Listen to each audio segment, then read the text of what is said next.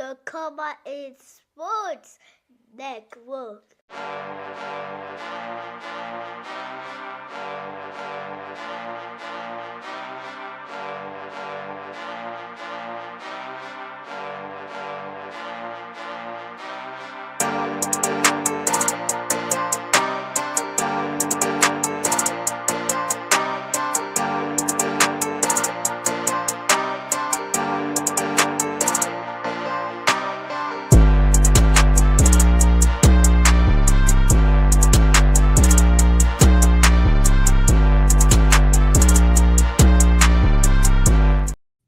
Hello and welcome everyone to the Early Bird Special NFL Free Agency Primer with the Come On In Sports Network. I am Lawrence Foster joining you this Sunday morning.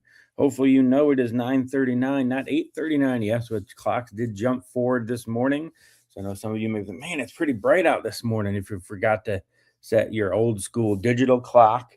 Obviously, thankfully, phones do it for us nowadays, but good morning to everybody. It's the eve of the NFL free agency tampering period. But even though that starts tomorrow, there's been so much action in the NFL over this past week and a half. Lots of big trades, people being cut that maybe weren't expected to be. That always happens. And deadlines always push things, right? So you have the deadline of tomorrow coming up for any team trying to re-sign their guy before they hit the free agent market.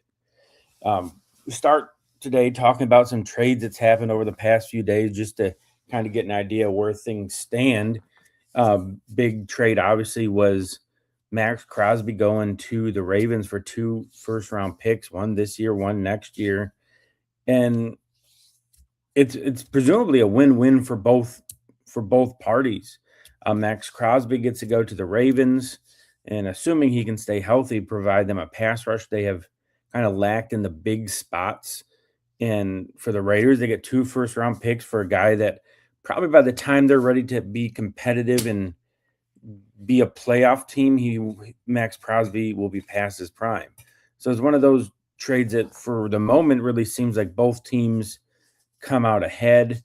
For the Raiders, it really, to me, sets a plan moving forward for what they can do because SpotRack has them as of right now. The Raiders have just under $120 million in cap space. They obviously own the number 1 pick in the upcoming draft in April. So they can really start to set the table for what the vision will be for that team moving forward.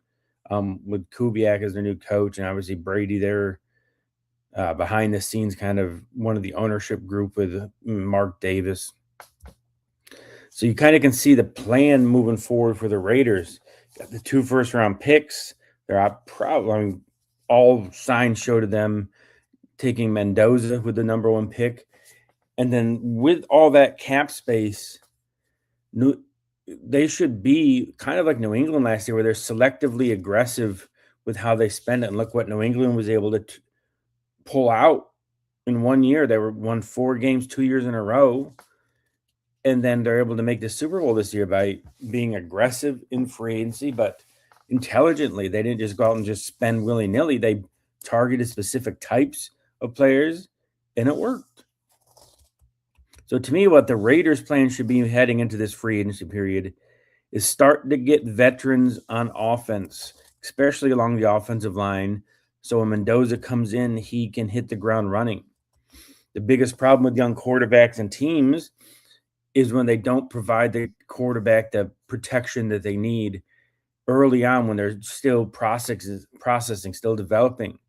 If you're going to get them shell-shocked by having a poor offensive line, it's going to be a waste of a pick because they're going to be ruined by the time you're able to be competitive. There's a pretty good amount of free agency linemen that the Raiders can target. Obviously, Tyler Linderbaum being with the best center, probably the best lineman, arguably the best player available in free agency come tomorrow. And they should also probably target a couple of the tackles as well. I mean, that should be their goal, is to build up that offensive line for Mendoza. And then they also have that second first-round pick now they can get one of the best weapons for Mendoza. And to me, I would want to have veteran offensive linemen if I'm a Raider fan. Other big trades happening before, or news happening before we get to free agency stuff. Obviously, had some releases. Stephon Diggs getting cut, or will be cut by the Patriots. Big cap charge for Stephon Diggs, but also you have to imagine some of that legal drama in the past that got pushed out from the Super Bowl. Probably going to be one of those things that probably might have him not signing with the team, or at least what he thinks he's worth moving forward here. But New England, again, just like last year, they're near the top of the NFL in terms of cap space as of right now. They currently sit at number 10 in cap space with $39.9 million in cap space. And that's before any moves are made in terms of any restructures or anything like that. So I would imagine they'll probably be close, if they wanted to, 50 million. And I saw a good post yesterday about like fans would say, yeah, man, restructure so-and-so. Teams should be smart with how they do that as well. Just, do you want to max everything out right now in terms of restructures? Or you can be selective, like if we need to, we can go to the bank of so-and-so. Like the teams that have like the big quarterbacks on the big deals, or any like big stars, it's like they always plan like, hey, I'm going to be able to do this. I'm going to be able to go to Patrick Mahomes, Joe Burrow, Josh Allen, and just get them to restructure every year. But if you're not going to be using that money, why do it and push and kick the can down the road if someone has a career-ending injury, abruptly retires like Dahlman did with the Bears? You never know nowadays with head injuries and how people's bodies feel. Their players are smarter than ever in terms of like just cutting their losses while they can. So a lot of fans, myself included, have always been like of the mindset of like, yeah, get the cap space, but I've started to come around to the idea of only doing it if necessary. If you're not going to go out and get a couple of guys with that money, don't just let it be. Don't add void years. Don't add any of that stuff at the end of a contract that can all just come instantly due, and you don't have any way to deal with that. So we have free agency starting tomorrow, obviously, with the tampering period. Don't even get me started on that. I also think the draft should be before free agency, but what do I know? They'll never do that. But free agency, the top free agent. We'll start with the edge rushers here. Trey Hendrickson. He's kind of got the market to himself right now in terms of top edge rushers. You saw what Max Crosby went for. You saw what Micah Parsons got traded for last year at the beginning of the year for Dallas and Green Bay. You've seen what the money they're getting too. And we all know Hendrickson the last few years has been wanting that bigger deal. That's why him and the Bengals have had the issues they've had of him not getting what he feels is a true long-term value deal for himself. So Trey Hendrickson is the top available edge. You look at teams that have cap space, that have a need at defensive end, or edge rusher. The Chargers, who have almost $100 million, they re-signed Khalil Mack to a really big $18 million deal yesterday on a one-year deal. You always think of like receivers being paired. I think the Chargers should be somebody that goes after Hendrickson to have somebody to take the attention off of Khalil Mack. As fantastic as Mack has played for his age, he lost Bosa last year, who helped take eyes and bodies away from him. That should be an under-the-radar thing for the Chargers. We got the cap space. We need somebody to help on defense. Hendrickson should be one of the guys that the Chargers look at. Obviously, the Titans are clearly in the market for a pass rusher, but the question is, are they going to go young because they got the early first, second round picks? Are they going to go kind of like what the Falcons did last year by getting one or two edge rushers early in the draft and just skewing young, or do they want a veteran? if they want a veteran, Hendrickson is there. They have 80, just over $89 million in cap space. So, I mean, they're another team that has the space, has a need. But does Hendrickson also, does he want to go to another rebuild? Same with the Jets. I mean, the Seahawks still have $60.7 million left. So a lot of good options there for Hendrickson in terms of pass rusher. Now, I want to jump to the offensive line now. Obviously, the biggest offensive lineman that's going to be the biggest ticket is Tyler Linderbaum, the center from the Ravens. We've seen a few centers released over the past few weeks, past few days. Yesterday, the Bills re-signed Connor McGovern, who would have been kind of like out there in the market with Linderbaum, helping drive the value. And it seemed like, especially from what the predictions of what the center position is going to get, seemed like McGovern kind of took a team-friendly deal, which might have hurt Tyler Linderbaum. But Linderbaum is going to get paid. He's the best lineman on the market. He's like young in his prime center. And to me, this is a prime candidate for anybody with a young quarterback. Even if you already have a center, the odds are they're not at Tyler Linderbaum's status. Like pressure up the middle, having a leader in the middle who can identify coverages, Mike backers, who's blocking who at the line of scrimmage, taking that off of a young quarterback's plate. I think where Linderbaum ends up will be the most impactful free agency move of the offseason. It's not going to be the big sexy thing like everyone wants the trades or the receivers or the skill positions and the quarterbacks. Generally, offensive linemen do not move the needle in terms of like seismic activity, right? But when you watched the Super Bowl this past year, you saw the difference between the Seahawks and the Patriots of one team dominated the line of scrimmage, the Seahawks. And the year before that, too, the Eagles dominated the Super Bowl at the line of scrimmage. So it seems like teams are starting. The NFL has always been like cyclical.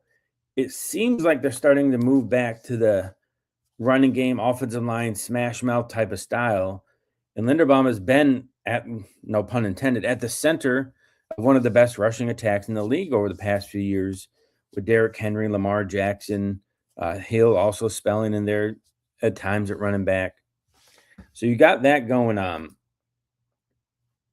So where does Linderbaum end up? I already mentioned earlier how I feel like the Raiders need to be in the market for linemen, veterans. They should not take the chances on the young offensive linemen, especially assuming they draft Mendoza with a number 1 overall pick. So to me, it should be easy peasy. Go and get him, throw the money at him. You got the money.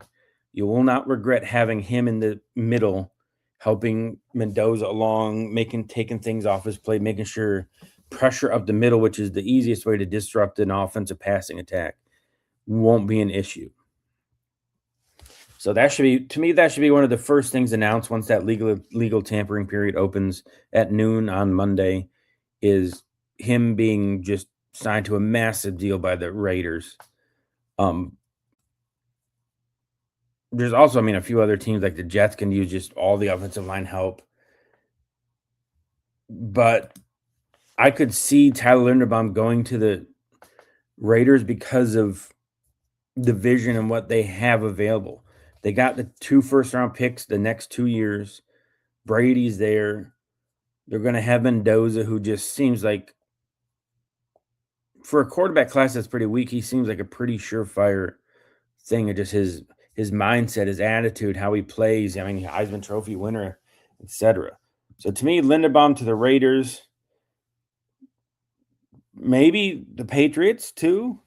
Because the Patriots just traded Bradbury to the Bears a couple days ago, and they got cap space. But if they traded a veteran, were they making a move for a better center, or was it more to clear up space for a bigger move, which we'll get to later, at a skill position player to go along with Drake May? Let's continue with the offensive line. Rasheed Walker, offensive tackle from the Packers. one of the better offensive tackles available in the free agency period. He played for the Packers the past few years.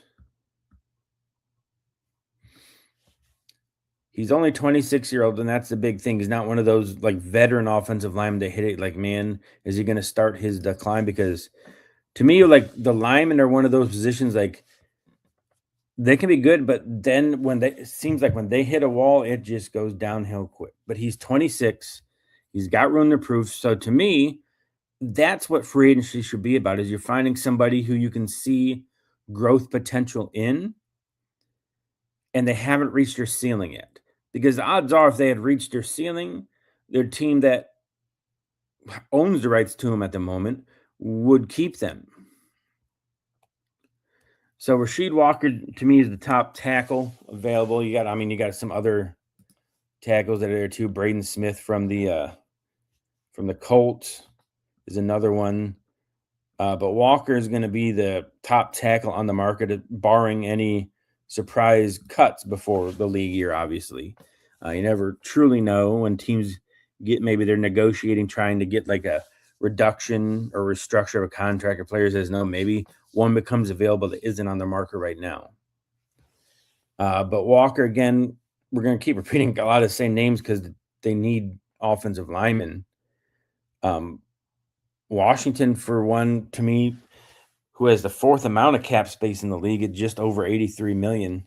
They should also be in the market here, because I don't want to go through another season where Jaden Daniels is just getting hurt constantly.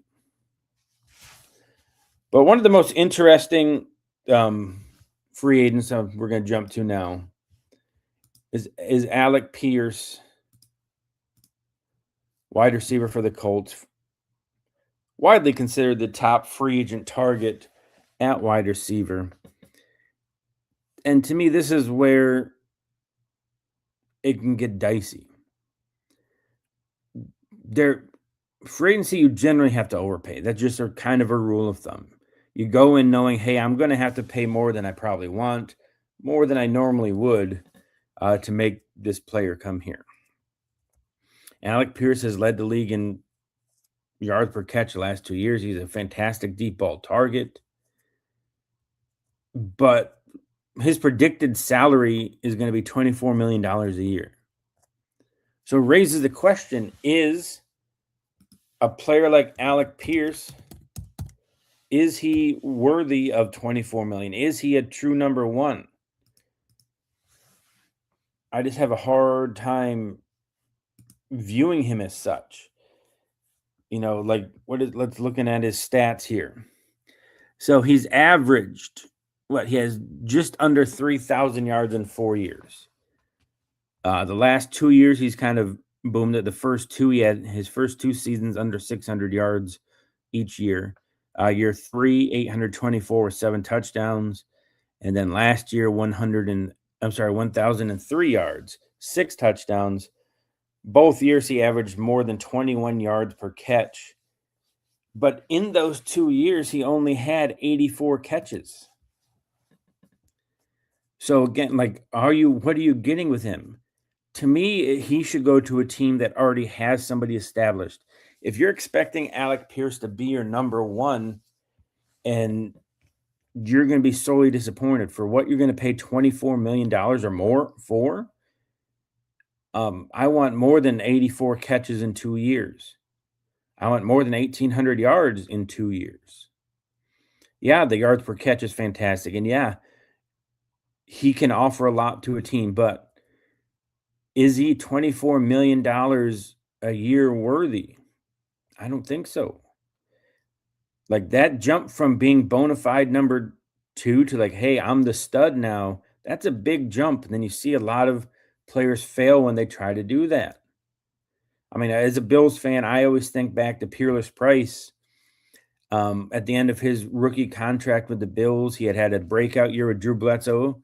In his first year in Buffalo, Eric Moulds had really fun offense there. The Falcons gave up a couple of big draft picks for him, thinking he was going to be number 1. And a few years later, Pierce is right back in Buffalo because he could not make that jump to being the top dog on a team. So Alec Pierce, Can he do that? Can he make that jump? I don't think so. Now, the Seahawks have, what do they have? They have $60.7 million, and they have a Rashid Shaheed that they're presumably going to let hit the market. To me, like Alec Pierce would be a perfect fit there because they have JSN. So if they have people worried about JSN, Alec Pierce's skills would really shine there because he's going to get one-on-one coverage. He's going to get coverage rolled to JSN side, and then his skills will be put to best use. You've seen what Darnold can do the past few years with big receivers. So nobody's talking about Seattle as an Alec Pierce option, but if I'm them, I would take Pierce over Shaheed because Pierce offers a little bit more, I think, as a receiver. Shaheed is strict speed, where I think Pierce has shown some ability to be that solid number two. Shaheed's like a 3-4. Yeah, he does offer the special teams ability, but I don't know if you can really do that. Welcome in, Atlanta. Good morning. Good morning. Welcome to the Early Bird Special Free Agency Primer. We kind of discussed some of the big moves already. We talked some linemen. We talked Trey Hendrickson. Now we're on the Alec Pierce discussion, which I feel like is the most interesting discussion. And under the radar team I've just been mentioning is Seattle for him. What he can provide opposite of JSN is, I think, the best ideal landing spot for Alec Pierce, where his cost will be more tolerable because he'll be more productive. If he goes to a team like Tennessee, where he is expected to be the guy, I think they're going to, fans and the team overall after a year or two is going to be disappointed in what they get. But that's going to be, I think, he'll be the first domino to fall for wide receivers, because this free agency class, I think, just like the draft class, is more of a lot of twos and downs. I really don't see somebody who's that, I'm the guy, I'm the alpha, double team me or you're going to regret it type of people in the draft or free agency. It's great in terms of depth. You're going to be able to find number 2s, 3s, and 4s fairly easily this year. But for what Alec Pierce is going to get paid, he's going to get paid like that guy, and I just don't see that happening of him having the production to match that. We'll keep it on wide receivers since we're talking about that. Some other receivers. You got Romeo Doubs from the Packers, who just seem to stockpile receivers. Matthew Golden, they got Watson, Jordan Reed. So lots of receiver, and Doubs seems like he'll be someone that hits the mark. Now, I've seen some Twitter reports out there that Doubs is already kind of attached to the 49ers. Again, this time of year, smoke screens are out there. His agent might be trying to drum up interest from other teams, thinking that he's a lock to go to the Niners. And you've seen it in the past where, like, until that deal is done, too, nothing is guaranteed. Even things that are agreed to on Monday. You've seen in the past teams change their mind. McKissick from the Commanders a few years ago, which actually ended up being as a Bills fan, a big blessing. We had signed we had agreed to, like a 3-year deal with him, and then he backed out. I remember Brandon Beane being like really mad at that, being like, "Man, we had an agreement. We moved forward, think you're doing it." But before the deal could be finalized on the league opening, he decided to go back to the Commanders. Got hurt. Really never heard from him again. Now the silver lining of that is, because we didn't sign McKissick, we ended up drafting James Cook instead. So all things considered, I think that worked out pretty well. But that's just an example of, we got to keep that in mind to ourselves of, when agreements are reached tomorrow, things can change. They generally don't, but it's happened in the past. I think also Kendrick changed where he was going to go. Even coaches have done it. Remember when Josh McDaniels was going to be a Colts coach, backed out, stayed with New England. So, yeah, it's get excited about, but don't count your chickens till Wednesday when things are official. But Romeo Dobbs is out there. You got Wendell Robinson, who has been linked a lot of places. The Titans. I think even Adam Schefter tweeted out that he seems to be somebody, but he's going to be getting paid so much money too. Wendell Robinson. Again, his projected thing is, I think, in the high teens. Like, that's why free agency is such a crapshoot, and so many of these free agency winners end up being losers by the end of the year. That's why I keep bringing up New England. What they did last year is kind of rarefied air in terms of the free agency winner. They signed what? Milton Williams, Spillane, Matt Collins, Stephon Diggs, Bradbury. Like, they just signed so many free agents, and then they had the success to follow it up. I always think back to the Redskin days with Dan Snyder, and like every year, like the Redskins, who won the offseason? Oh, Redskins. They signed Bruce Smith and Deion Sanders and Albert Hainsworth and making trades for Donovan. Like, they always won the headlines in the offseason, but by the time the season rolled around, not so much. So to me, the wide receiver market, you might be better off waiting for the draft or for the second wave of free agency, because these early guys. Sirius Marine, thank you for the raid. 19 viewers coming in from Sirius Marine. Much appreciated. Happy Sunday to everybody. I hope you all know it is officially 10:05 a.m. In case you have one of those clocks that does not reset on its own. Today was spring forward day. We jumped forward an hour while you were sleeping, or maybe you were awake and you saw the time go backwards. Felt like a time traveler. Welcome in to the Come On In Sports Network. I am Lawrence Foster with your early bird special NFL free agency primer. Sirius Marine, thank you again. Yes, thank you for the raid. Much appreciated, my guy. Thank you. Have a great Sunday to you, and thank you for raiding us at Come On In Sports. Much appreciated.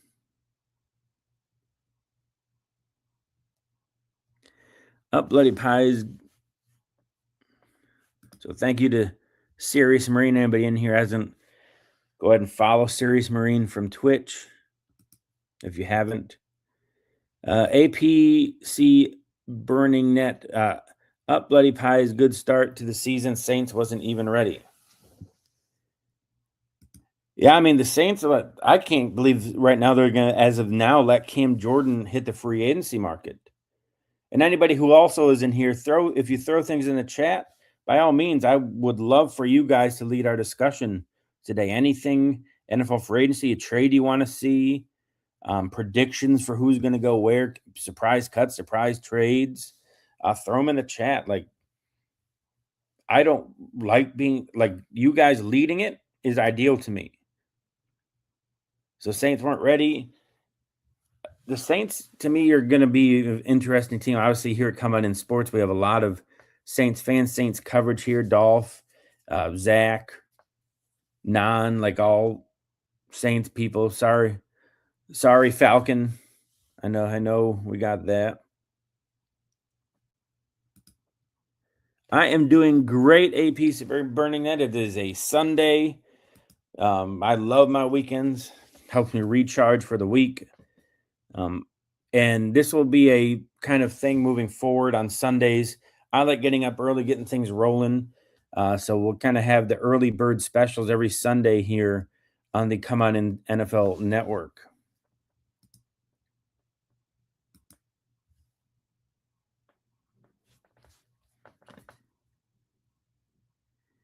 Thank you, Stream Element. All right. So yes, APC, thank you for coming in. Thank you for chatting with us. If you have any questions on your Saints, throw them out there. I mean, I'm a Bills fan, but I watch and love all and devour all things NFL. Sunday.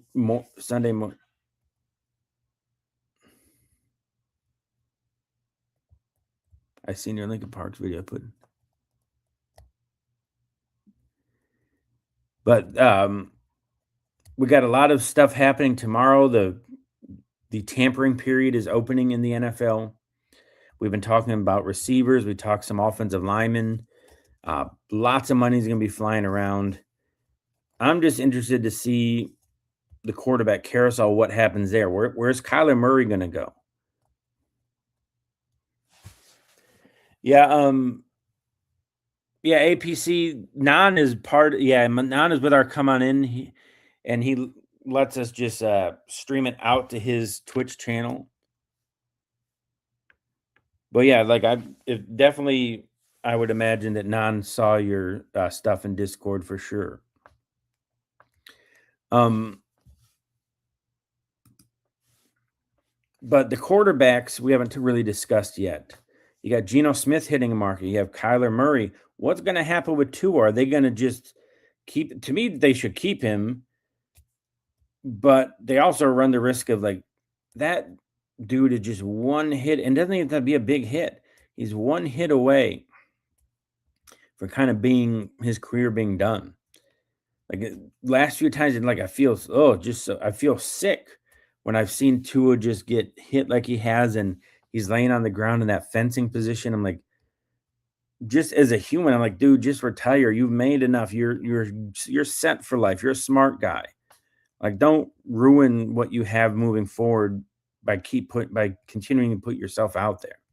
I know as an athlete, like you're competitive, you go through it, like, but it just as a fan of football, and like obviously don't want anybody hurt like that. Just seeing that a few times, like, at what point do you call it a career? Kind of like what the Bear Center did, right? He's 27 in his prime, and he's like, I've had enough. And again, I think you're going to start seeing more of that as we move forward, especially with NIL now. The kids are making money 3-4 years in college.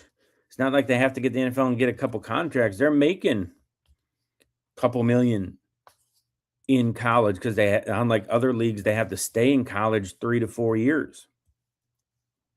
So it's also going to be a factor here of like, you got to think if somebody has an injury history and a free agent, what are you going to pony up to them? Because if they decide, hey, that's it, I'm done, all those guaranteed dollars that maybe you have spread out over 4 to 5 years of a contract, if they retire year 2 of that contract, all of that comes due. Now the bill comes due right away. You can't just spread it out over that.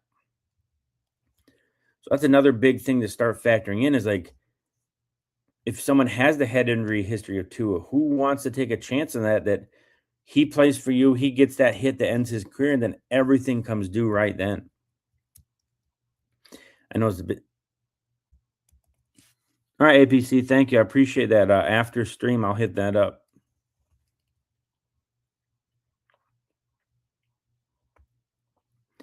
But guys, we have 21 people in here on this Sunday morning. Thank you all for hanging out. Please throw your comments in there. Like, what do you want to talk about with free agency, the draft, or your team? What, like, throw it in there. Let you guys lead the conversation. Here at the Come On In Sports Network, the name and if you see our emblem in the upper right-hand corner of the screen, it means something. That's you guys. We're telling you, hey, come on in. You're part of the show. And speaking of such, we have Dolph Jackson here with us on this early bird special NFL free agency edition. Welcome, Dolph. We got 21 people. Someone rated us from Twitch with 15 viewers. So welcome in, Dolph Jackson, this morning. Dolph, you're muted. Yeah, I don't hear you at all. But yeah, guys, Dolph is in here, the creator, the founder, the OG here at Come On In Sports. If you got Saints questions, I know APC, you had mentioned the Saints earlier. Testing 1, 2. Oh, we got you, Dolph. Welcome in, Dolph. Early bird special NFL free agency priming here at the Come On In Sports Network. 20 viewers live with us here, Dolph, this morning. How we doing on this eve of NFL free agency? Man, I'm doing good, but can you really say it's the eve with all the action that has been going on before the early tampering period begins tomorrow? We got teams re-signing players to extensions.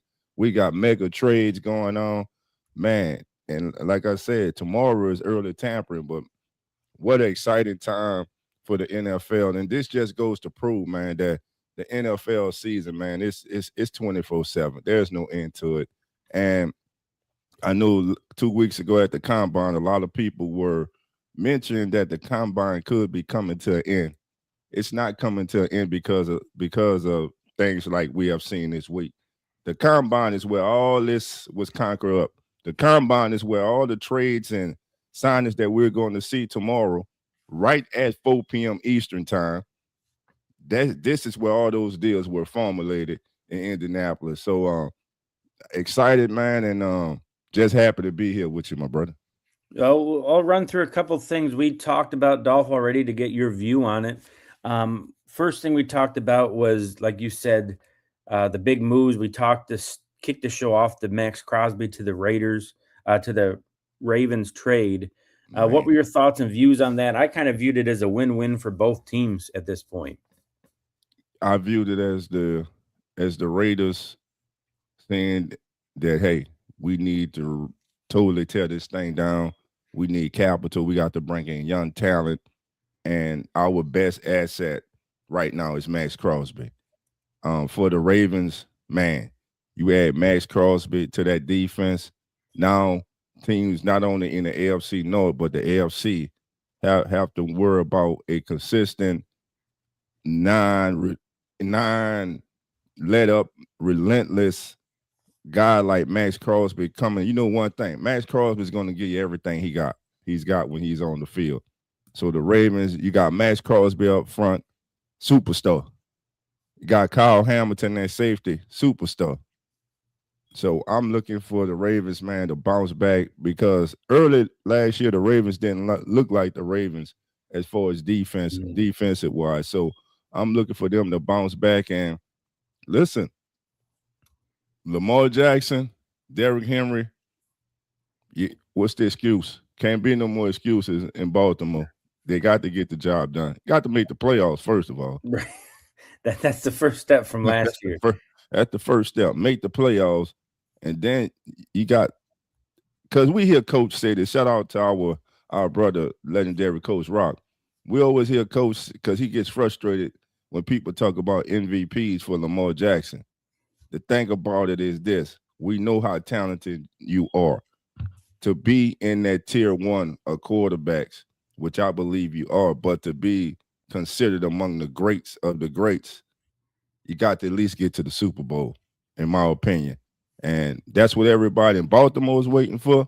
And that's what everyone in the NFL is waiting for, to see Lamar Jackson on the biggest stage that there is in the NFL. Absolutely. And sticking with edge rushers, our next discussion led to Trey Hendrickson being the top edge rusher on the market. I kind of listed some under-the-radar places for him. I listed the Chargers, who have a ton of cap space, who need somebody opposite of Khalil Mack to take pressure off them. They're kind of in win-now mode. What are your view on Trey Hendrickson, and where's some place you can maybe see him landing? First of all, I think a contender. If you're a contender, what about the Eagles? Where it was they were in on Max Crosby. What about the Cowboys? They were in on Max Crosby. I could see those as two NFC East foes in the bidding war for Trey Hendrickson. We know how talented Trey Hendrickson is. I believe he automatically helps both of those teams. And just think about Trey Hendrickson going to the Eagles with that defensive front that they already have. Even if he's just used as a situational pass rusher, he'll be really effective for them. And then with Dallas, with the trade for Quinn Williams last year, that defensive front, they got really good, got stout up front, and then you add an edge that teams have to account for in Trey Hendrickson. I think that could be a really big addition to the Cowboys. Plus, they cleared a lot of cap space. They were going after Max Crosby. Unfortunately, they were unable to get him. But I think the Eagles, offhand, I'm looking at the Cowboys, who can use a pass rusher. So those are the two offhand. And in the AFC, what about the Broncos? Yeah, they could always use a pass rusher for sure. And they're probably going to lose a couple of their defensive players in free agency as well. So I like your idea of Dallas. I hadn't considered them, Dolph. So I like Hendrickson. Seems like a good fit there for them for what they need. this is going off on a little tangent. It amazes me that they're after Max Crosby. Might go after Hendrickson when you already had a Micah Parsons. Like, why go through all the trouble to get somebody you already had? That doesn't that doesn't make much sense to me. And one more team, let's throw in there, which I believe this is that team's top need, the Detroit Lions. Yes, they need somebody opposite of yes. Henderson. That would be a real big addition to the Lions. As I'm looking up right now, some teams, I see the Lions as one. I know Khalil Mack just re-signed with the Chargers, but yeah, I mean they got edge as their second most needed area of need in free agency, but I would say it's first. I'm with you on that. And speaking of needs, I'm just running you through what we talked about so we can get your thoughts. Again, Dolph Jackson here with us at our Early Bird Special NFL Free Agency Primer on the Come On In Sports Network. Please, guys, we have 24 people in here. Throw your stuff into the chat. We would love for you to lead our discussion, lead our chat here. The name is what it means. Come on in. That's our emblem. The name means come on in and join us. Drive our show. The next thing we talked about was Linderbaum, obviously the best offensive lineman, the best center available. I looked at teams that have young quarterbacks that they need to protect. To me, I thought the Raiders, with all their cap space, with drafting Mendoza, I want to have a veteran up the middle for him. I listed the Raiders as a possibility, the Titans to help protect Cam Ward better this year. So your thoughts on Linderbaum in free agency? Number one guy on the board. I believe that I'm the Raiders, I got to do everything I possibly can to get Linderbaum in the building. Mm-hmm. You're going to bring in a young quarterback. You have a young second-year running back who's exceptionally talented, and you have a generational talent at tight end. Yep. Bring in Linderbaum. You got to solidify that offensive line, though. Most importantly, the blind side of Mendoza. And I believe they still need a number one wide receiver. But as free agency goes right now, Linderbaum, he has to be imperative. I believe he's imperative to the Raiders. And looking at the Raiders, see what they have for the Raiders, most glaring need here in free agency. And they actually got edge as the last, offensive line as number 2, the quarterback. Quarterback, we already know where they're going. So offensive line is number 1 in free agency. You got to get veteran linemen up front for this young man. I believe a guard, a center, and then a tackle to protect this kid, because he's your future and he has to work out. You're banking on him working out, and let's see. I mean, cap space is no problem. The Raiders have $86 million in cap space. Their money, they only have $34.8 million, so they are sitting pretty right now. And right now, they after cap spending is $191.6 million. Money to spend. You got 2 number ones and a 2 in this upcoming NFL draft. So, yeah, offensive lineman, Lawrence. All right, and APC's joined us. So they rated us from a stream on Twitch. So he's brought up the Saints. So I'm glad you joined us, Dolph, because you're our Saints guy here. So he's mentioned them waiting. We talked a little bit about Cam Jordan being a free agent. So give APC like your view of the Saints heading into free agency, what you see as a need, what they're going to do, and all that good stuff for Saints fans. Man, right now we're in the best position that we've been in years. Right now the Saints are sitting at $20 million in cap space. So we are definitely going to be players. They renegotiated Alvin Kamara's contract, but they renegotiated in a way, it's this kind of rule, it's this 50% rule. And shout out to Ross Jackson, my brother Ross. He broke it down for us. But In other words, the Saints did not. It doesn't go against their salary cap in the way they didn't have to cut him a check in the form of a signing bonus or anything, but they were able to rework his contract and clear some money. So that's something to keep an eye on. Keep an eye on with the Saints. Could they be looking to make a move there? We'll have to see. But as far as I think you're saying Super Bowl wise, and I know who this is. Nah, man, Super Bowl wise, no. We just trying to win a division that is attainable, and we're not the only ones feel like that. Atlanta feels like that. Carolina, of course, feels like that. They won the division. Tampa, of course, they feel like, hey, they let the division title slip away. They should have had it, won it again. And we're coming from the rear, and we closed the season 5-4. We have hope. We have a quarterback in the building that everyone believes in, that a quarterback that made everyone believe in him because of his play. Now, it's a small sample size, not only 9 games, but with those 9 games, now you surround this kid, because when you look at the NFL, like we all do, we know when we see a player who's a player. You know when you see a player that has that, like everyone likes to say, it. And this young man has that it for the Saints. So the Saints have to build up around him. Their number one need, interior offensive lineman. They got to find him a guard. They're solid on the end with the tackles. I believe in the draft. Wide receiver is so deep in this draft. Mm-hmm. I believe you can get you a number 2 receiver in day 2. Even in day 3, you can get at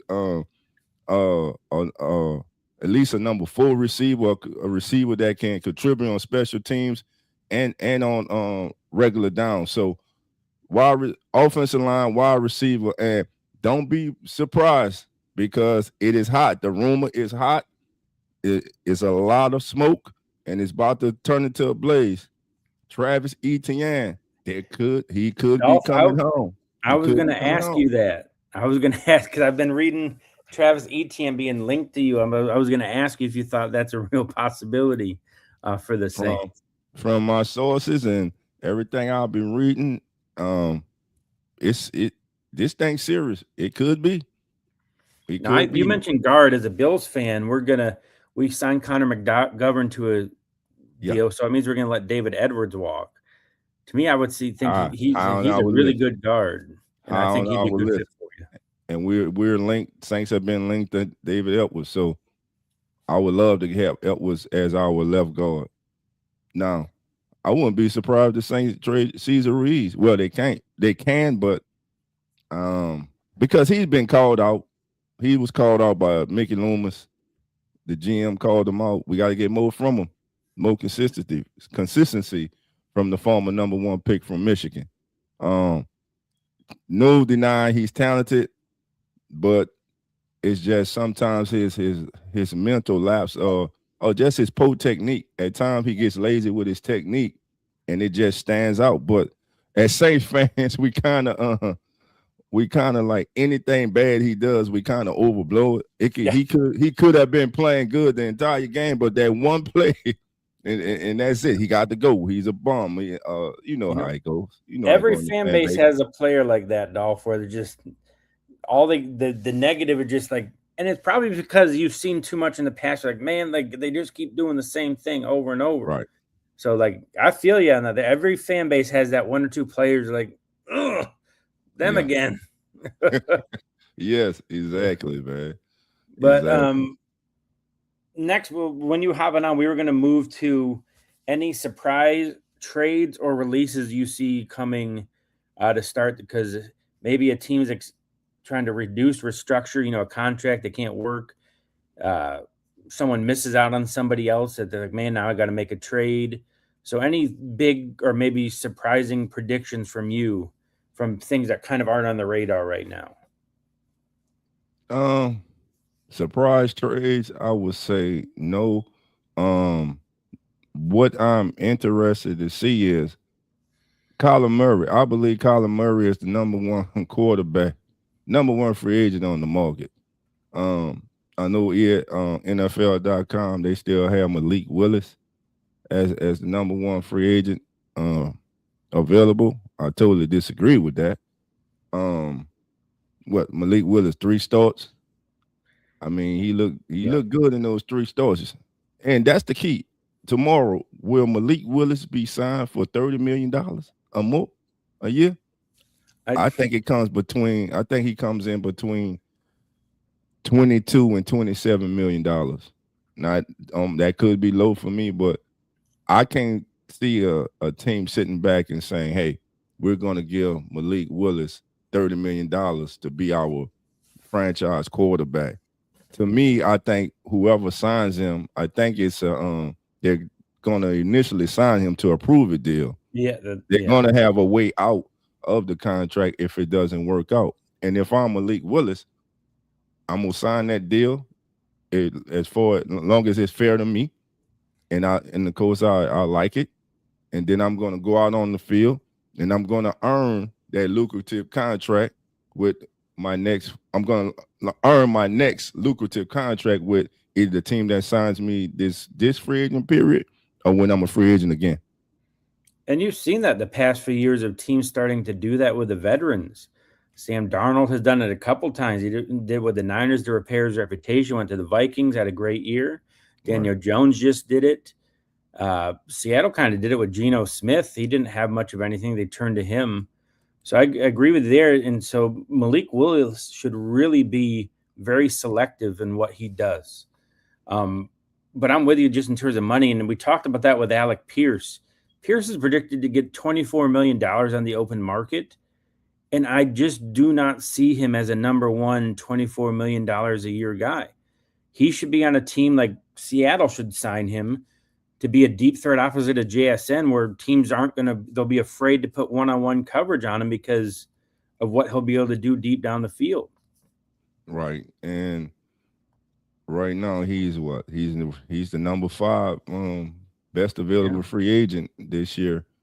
51.8% snaps for the coach this season. He had 101 in the slot and 659 wide. He even lined up at tight end 15 times this year for the coach. So I like Alec Pierce. Every time you watch a coach game, all the kid does is make plays, and it's big plays, it's splash plays. He can take the top off of defense. I actually think that was a good all-around receiving core in Indianapolis. It was, yeah. I wish they could have kept it together, but we'll see. But the big question for them is, who's going to be the quarterback? Who's going to hold it down until Daniel Jones is ready to go?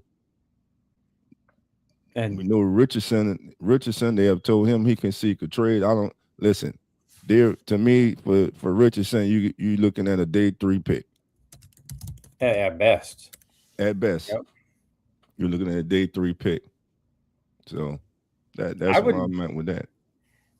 I don't know if you've seen the video with Anthony Richardson and the Vikings coach, how he told him, like, at the end of a game where they played, he's like, "Man, I still believe in you." And like, so that's when he was on the Colts still. People are tying kind of strings there of like him taking a gamble on him of what he can do with him and with that offense. So just thoughts of that, of a possibility of him going to the Vikings and competing with J.J. McCarthy. May the best man win. But if I'm a Viking fan, hell, I believe him and J.J. McCarthy, 2 youngsters battling it out. I mean, let me say this. I know I was watching the Rich Eisen show, and Rich Eisen kind of was in his feeling about his Michigan alum, about how people are just basically writing off J.J. McCarthy or being disrespectful to him about saying bring Kyler Murray in or Anthony Richardson or whoever. J.J. McCarthy is the reason for that. Did you watch him play this season? Mm-hmm. He is the reason for that. Now, he'll be going to his 3rd season, but of course last year was virtually the kid's rookie season. Yeah. All right. He had a few moments, but most of his moments were bad. They were bad. And it was some of it was some ugly football. But then at times he'll play some, you sit back and like, okay. But evidently, we're not the only ones on the outside that think that, hey, we need to do something at quarterback, because the Vikings, the rumors of the Vikings looking to bring in a veteran quarterback or even a quarterback in the draft has been hot and heavy. So Anthony Richardson there, to me, they already have that in J.J. McCarthy. I would like to see him go to a team with a proven leader, where he can sit behind a successful veteran quarterback and I would learn. take him. Yes, I would love Buffalo to trade for a late round pick for him to sit behind Josh Allen. Yes, and Mitch Trubisky, have him be the third and just learn. Right. You know, that would be a good place for him. Hell, Kansas City. Yeah, but in Kansas City, because of the coaching pedigree, because of Andy Reid. Yeah. Go to Kansas City. When Mahomes is healthy, we already know, foregone conclusion, but you get to learn from Patrick Mahomes, Andy Reid. You get a hell of a football one-on-one lesson there. So I'm thinking Kansas City, man. Because we saw the backup quarterback situation last year. It wasn't pretty for Kansas City. Anthony Richardson, say what we want. The kid is talented, but this is what scares me about this year's draft with Todd Simpson. Those 15 starts, man. It's just history. History says, and history is 100% victorious, and 15 or less starts coming into the league. Yep. It ain't good. He was not ready to come into the league, but then again, if somebody's throwing $40-50 million at me, I'm gonna take it. So, I don't blame him at all. I understand, but still got time to grow, man. And the biggest thing he's gonna have to do, whatever locker room he goes into, because those guys are going to be looking at him out the corner of their eye, because they may forgive you, but no one go forget this. Oh yeah, they're not tapping himself out. Yeah, they're not. Now, like I say, I don't know if it was a medical condition or whatever, man. But you just, as a quarterback, you can't do that. But again, the kid, we've seen flashes for him. Is undeniable how athletic and talented that he is. He has tools. There's something there. There is something there. It just has to be coached out of him, man. He has to be developed. Just that simple. He needs to go somewhere where he can be developed and he's not pushed immediately into being that starting quarterback. And that was a problem in Indianapolis. He was pushed out there too early. Yeah, like you said, that some stats, I'm going to say, measurements. There's some things that are there for a reason, and like you said, the quarterback starting thing is a big thing. Like, you got to have a certain amount of, like, look what Trey Lance had. He was drafted how high with how few starts did he have? Look how that turned out. Right. I mean, things just don't turn out well for quarterbacks who don't have that just experience in college. But you mentioned the Vikings. I went into Kyler Murray before. If I'm Kyler Murray, I'd take a prove-it deal with the Vikings. I can beat out J.J. McCarthy and put me with Justin Jefferson, Jordan Addison, T.J. Hawkinson, and I'll show you what I can do. I was saying that yesterday, talking to a friend of mine, man. If I'm Kyler Murray's team, I'm calling Minnesota. If I'm the Vikings, I'm bringing Kyler Murray in.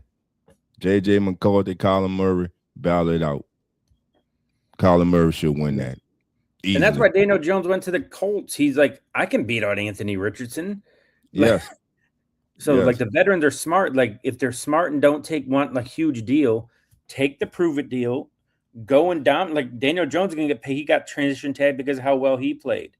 Darnold got a huge deal in Seattle because of how he played. So go and do it, Kyler. Trust yourself. Right. And looking at the best available free agents at quarterback, minus Malik Willis and Kyler Murray, you got Kirk Cousins. There's been a little rumor about because he go back to Minnesota. Yeah. Of course, Aaron Rodgers, we're waiting. If he goes anywhere, it's going to be to Pittsburgh. Then the next highest rated quarterback will be Marcus Mariota, Carson Wentz, Phillip Rivers, Geno Smith, Joe Flacco. That's just names. Then there's Brandon Allen, Tyrod Taylor, Russell Wilson, who may retire, Trey Lance, Josh Johnson, and Mitchell Trubisky. So Mitchell Trubisky is a free agent. So those are your options at quarterback, veteran quarterback. So not a list that is, I would say, inspiring to a team needing a quarterback. Now there is Derek Carr. He says he wants to play. He wants to play for a contender. That's a possible addition to the Vikings. Yeah, 100%. 100%. I mean, I don't know what the Saints would want. I just imagine they'd want him off the books because as soon as he says he's coming back, that salary and everything kicks right in. There's not going to be a runaway for that. So he kind of can hold him over the stove of being like, hey, if you don't get rid of me, I'm saying I'm coming back, and now you got to deal with my cap charge. You got to deal with my contract. Yeah, but their cap, they'll be able to sustain it. But he's not coming back. There's no chance, and he'll never. Hell, he may never come back. Hell, he ain't coming back to state of Louisiana. That's a done deal. I guarantee you that. Derek Carr is not coming back. Now listen, I think a little bit of it was overblown, but at the same time, there's a saying, and this for any player that goes to New Orleans: if you love the city will love you back. Mm-hmm. And it just didn't feel genuine with Derek Carr, and Derek Carr was scoring, man. I always called him a lover scoring. When he was let go by the Raiders, that hurt him, and he'll be in press conferences, and he'll still be talking about when he was with the Raiders and things. Like, the man was scoring, he was hurt. I mean, hey, he was familiar with Dennis Allen. Dennis Allen was trying to save his job. He was doing anything he could to save his job as a head coach, and he brought Derek Carr in, and it just didn't work. He wasn't able to win the NFC South, wasn't able to advance the team to the playoffs, and that eventually that's what it was all about. But he was not as bad as some of us want to make it out to be, but he wasn't that good either, and so that's why I'm at with that. And I talked about this before you got on about that's what free agency is. You're going to overpay. Trades and free agency, you're going to overpay. So a lot of the NFL is casual fans. They just see a contract, they see a name. That money they see in their mind should equate to some sort of production on the field. Right. So the money Carr got was probably like, well, why is he not playing like Patrick Mahomes? Why is he not playing like we paid this guy this much money? What's going on?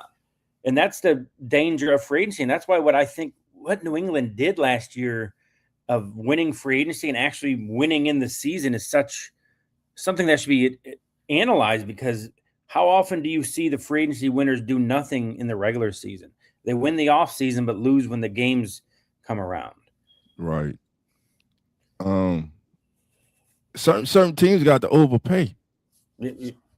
The Saints had to overpay to get people there. Cleveland's got to overpay to get people there.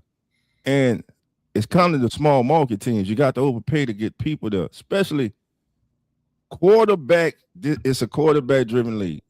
If you have a quarterback, free agents will want to go there. If you have a head coach who's changing the culture, who's respected around the league for either the defensive side of the ball, the offensive side of the ball, players want to go there. It's got to be a destination. Look at Chicago. Chicago is a free agent destination right now. Yeah. I'm looking for the Bears to make some big. Now, the Bears, they were trying to get Max Crosby. Yeah, I saw that. They had like a 2 first-round pick, but the package that they offer, it wasn't better than what the Ravens offer. I'm the Raiders. I can't trade you in the AFC. I would trade them to the NFC, because in the AFC, that means I got to see them. Yeah. I don't want to see Max Crosby, No. At all. But, you're going to have to overpay sometimes to get people to come into the building, over market value. But hey, until things change on that field, until you get a quarterback under center that players believe in, believe that, hey, each and every single Sunday we go on the field, because of that guy, we have a chance to win. Nobody wants to go out there, man. You're playing your heart out, man, and you just see your offense go out there and the quarterback play is not up to par. And like, hey, if we don't score a defensive touchdown, special teams touchdown, 9 out of 10 times we ain't gonna win this game. And that's what makes Myles Garrett so great. You look what he does with knowing his offense is just awful. Yeah. But I was going to close it out, Dolph, with predictions. So I want you, for Saints fans, for anybody who's going to watch this back on demand later on all of our channels here at the Come On In Sports Network, what are the Saints going to do between now and Wednesday? Make some predictions for your, not just positions, like players and trades, whatever. What do you think's happening with your Saints? I believe Demario Davis is gone. I know for a fact Alontae Taylor is gone. He's all but sent his goodbye tweet. Go hate to lose them, but especially Double D, Demario Davis. He deserved to go somewhere and compete for a championship. Cam Jordan, for the first time, will be a free agent, coming off a 10-sack season after a down year the year before. But those on the outside who will say, well, he had a down year the year before, then 10 this year, it was the system, him and the offensive line coach. They were not seeing eye to eye. He wanted to use Cam more in the interior. Cam, if you know Cam Jordan, he's not a fan of that. And you saw what he can do when he went back onto the edge, one of the best of all time to do it. So if I'm kind of 60-40 with him coming back, I believe the Saints will go out, let him search the free agent market to get a contract and just bring it back to the Saints, and they see if they want to match it or not. But if not, Cam could be gone. Double D is definitely gone. Alontae Taylor is definitely gone. I think Travis Etienne is big. I think I'm leaning toward them getting Travis Etienne, but most importantly, your former guard, David Edwards. We need guard help bad, man, and he would be a hell of a signing to go to pay on that line. Plus, we get Eric McCoy back, Edwards, McCoy, Louise, and we got our 2 young bookend tackles, and Banks Jr. and Fuaga. So that would be a definitely upgrade to that offensive line. So that's what I'm looking for tomorrow. And it could be a splash play at linebacker too, with Demario Davis leaving. Maybe Quay Walker. And as a non-Saints fan, when I think of the Saints the last decade, I think of DD and I think of Cam Jordan. So that'd be really weird to see them not in your uniform. But that's part of age. But like you said, Cam Jordan, heck of a year last year. No matter what his age is, he just keeps producing. So if he hits the market, somebody's going to pay him like, hey, come here, be a leader on our team. We've seen what you've done in New Orleans. So for you, I hope he stays there, because I know you probably have that emotional connection of like, hey, we've been here. I see what you do for our community. Like, he's a great community guy too. So just there's a Cam Jordan day, man. And he has his own day, man. It's a Cam Jordan day, man. So there you go. But hey, he's got to do what's best for him, man. And listen, to me, he deserves to play on the team to compete for a championship. Demario Davis deserves to play on the team to compete for a championship. Young Alontae Taylor, he's given us 4 years. The kid, he's a baller. He's a fighter. He believes he's the best corner on the open market. Teams will be coming after him. Dallas Cowboys and the Raiders are 2 teams that are linked to Alontae Taylor. So Cowboy Nation and Raider Nation, you might want to look at that. Hell of a tackler, feisty, defensive back, man, in the slot, outside. He wants to play outside, but he was playing the star role for Coach Staley this year and played it quite well. So we're gonna miss him, but you know, I just wish them all the best until they play the Saints, and I want to smash their head in. Yeah, I feel that. For the Bills, my predictions is going to be another heavy dense defensive year. They released Taylor Rapp, they released Taron Johnson, Trey White's going to be a free agent, Joey Bosa, AJ Epinesa. It's good, and with the change in scheme, it's going to have to be an overhaul there. The Bills already made their big wide receiver move. I don't think they're done there. I think I could see them going and signing a Rashid Shaheed to be the deep threat they don't have, and also like a threat on the kickoff return. But the rest of it's going to be defense. I could see Chanel from the Chiefs being a great fit for the Bills. You mentioned Cam Jordan hit the market. I would love to see him on the Bills defensive line. We need linebackers. We need nickel corner now with safety opposite Rapp. So there's so much the Bills need on defense this year that even a year after almost all the resources are poured in on defense, the coach and scheme change is going to make it be another year of defense. And that's what continually lets the Bills down at the end of the year is the defense can't get stops when it absolutely needs to. Bo Nix had 46 passes. We didn't get one sack. Man, hey, we barely hit him. Trey Hendrickson. I'll take any of it at this point. So let me ask you right quick before we get out of here. DJ Moore, what is your feelings about bringing in DJ Moore? Because I asked the question the other day on our Juice of the Day. Is he truly a number one receiver?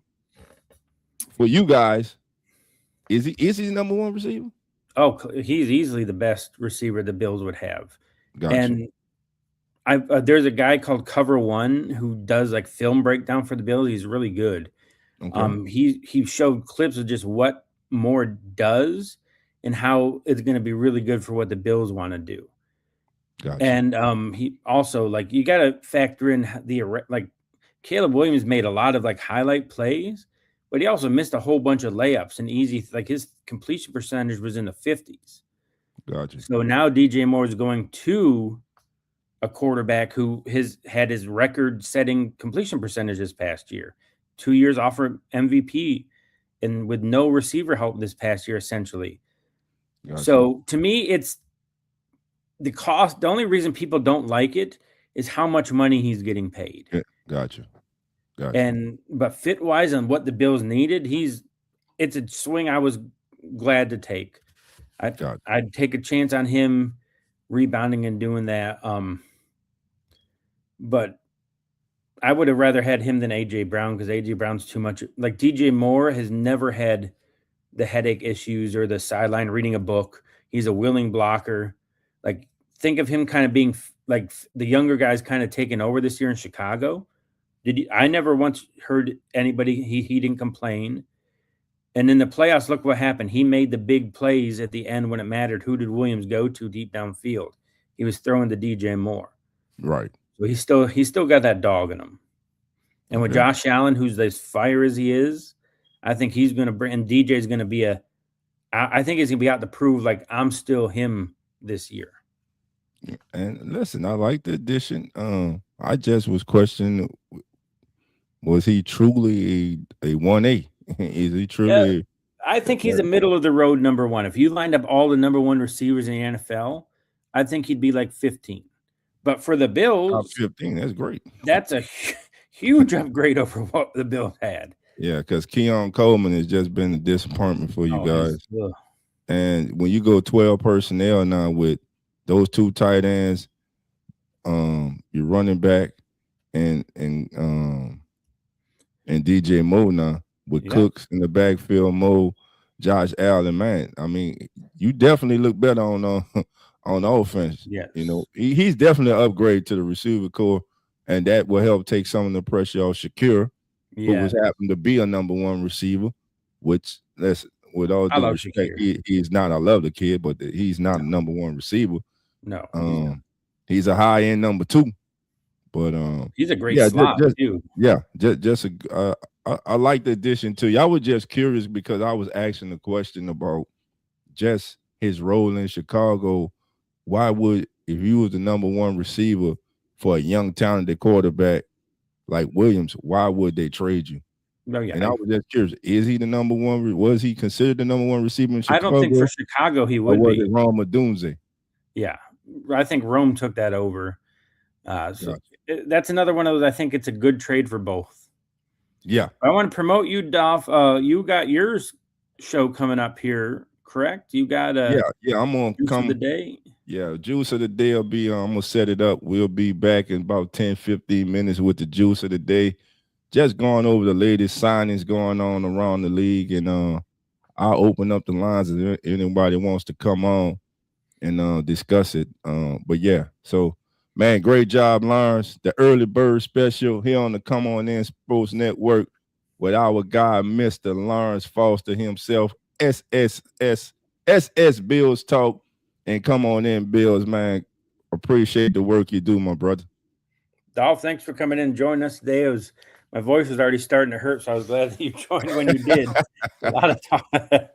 But like that Dolph said, guys, just use this next 10-15 minutes, go get a drink, use the bathroom, take a walk, then come back in and join Dolph on his NFL Juice of the Day. More free agency NFL talk at the Come On In Sports Network. Always come on in, join us. And we like to say, the doors are not open. So come on in. Have a good one, family. See you in a minute. The Come On In Sports Network.